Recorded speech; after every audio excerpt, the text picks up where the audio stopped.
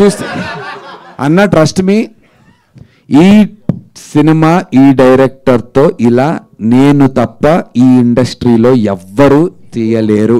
వీడిని హ్యాండిల్ చేస్తూ చేయటం అసలు అది బిగ్గెస్ట్ టాస్క్. ఎందుకు అట్లా అందరిని భయపెడుతున్నావు? I'm a very friendly director అండి.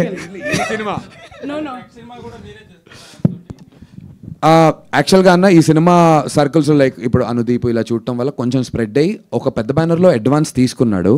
అక్కడ ఒక ఇంకొంచెం మంచిగా చెప్పి ఇంకో 2-3 వస్తాయి అలా క్రికెట్ సరే ఏదో ఒక స్పోర్ట్స్ బ్యాక్డ్రాప్లో ఒక చిన్న స్టోరీ రాశాడు.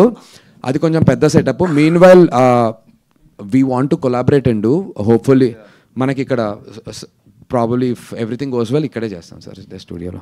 నందు గారు హాయ్ బ్రో.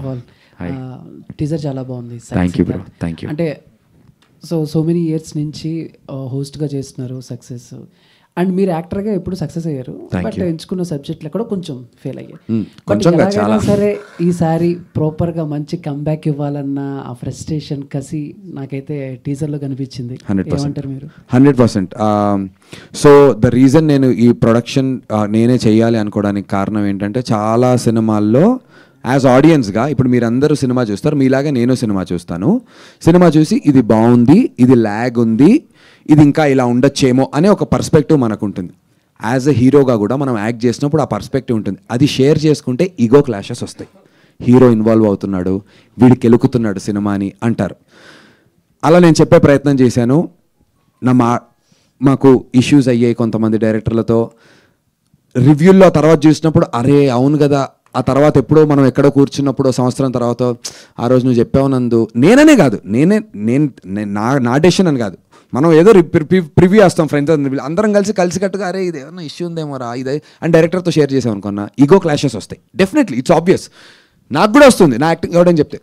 కానీ నేనేం నేర్చుకున్నానంటే, దీనికి నాకు అడవిశేష్ గారు ఇచ్చినటువంటి ఒకటి, నందు నువ్వు ఫోకస్ గ్రూప్ షోస్ అయ్యి, don't believe yourself, don't believe any of your team, believe in your script, focus group shows అయ్యి. 10 మంది చూస్తే 6 ఒక పాయింట్ చెప్తున్నారంటే it's a thing that you have to correct. నేను అట్లా కరెక్ట్ చేసుకున్నాం ఈ సినిమాని. My director has been very supportive to me. ముగ్గురు చెప్పిన కరెక్ట్ చేసినాం. Yeah, so we taken review. So ఆ కరెక్ట్ పడి మీరు అడిగిన క్వశ్చన్ ఏంటి, కసి కనిపిస్తోంది. సో ఆ కసి నాకుంది అండ్ ఆ బ్రాండ్ వేసుకుని ఆ కసితో ఈ సినిమా తీసాను. అంటే లైక్ అంటే ఇప్పటి వరకు ఎన్నో సినిమాలు చూసాం, కానీ కొన్ని హీరోలు ప్లే చేసిన క్యారెక్టర్స్ ఐకానిక్గా ఉంటాయి. వాటిని చిన్నపిల్లల దగ్గర నుంచి చాలా వరకు ఓన్ చేసుకుంటారు. లైక్ ఒక డీజే తిల్లు, అర్జున్ రెడ్డి, పుష్పరాజ్, ఈ టైప్లో. సో ఆఫ్టర్ ఈ సినిమా రిలీజ్ అయిన తర్వాత సైక్ సిద్ధార్థ్, సో ఎంతవరకు జనాల్లోకి వెళ్తుంది, ఎంతవరకు ఓన్ చేసుకుంటారంటే మీరు ఏం చెప్తారు? ఆ క్యారెక్టర్ ఎంతవరకు నిలిచిపోతుంది? గట్టిగా దగ్గర అవుతారు యంగ్స్టర్స్ అందరూ కూడా. బికాజ్ వీడు చెప్పే కొన్ని థింగ్స్ ఉంటాయి సినిమాలో, చాలా ఫన్నీగా ఉంటాయి. అలాంటివి మనం కూడా సరదాగా మన ఫ్రెండ్స్తో అట్లా చెప్దాంరా అట్లా అందాంరా అనే కొన్ని డైలాగులు ఉంటాయి.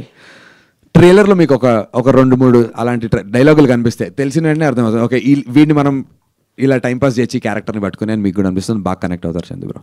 డైరెక్టర్ గారు థ్యాంక్ యూ. హాయ్ అండి. టీజర్ చూస్తే ఒక మ్యాడ్నెస్, ఒక ఫ్రస్ట్రేషన్ అనేది క్లియర్గా కనిపిస్తుంది. అండ్ రామ్ కామ్ కూడా ఉండబోతుంది అంటున్నారు. మీరు చూస్తే చాలా ఎమోషనల్, మీరు చూపించిన ఎమోషనల్ అని అందరు చెప్తున్నారు.